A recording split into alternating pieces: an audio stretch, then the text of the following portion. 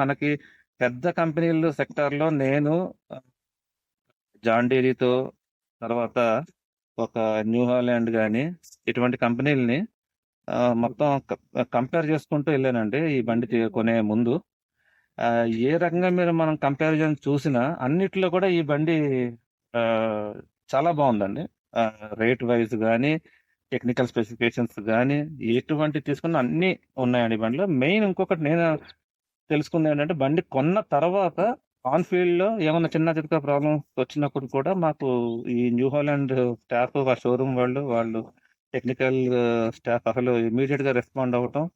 స్పాట్‌కొచ్చి అది ప్రాబ్లమ్ ఏంటి అని పెద్ద ప్రాబ్లమ్ కాదని, మా తప్పు వల్ల చేసిన ప్రాబ్లమ్స్ కూడా వాళ్ళొచ్చి రెక్టిఫై చేసి ఇమ్మీడియేట్‌గా బండిని మళ్ళీ స్టార్ట్ చేయటం.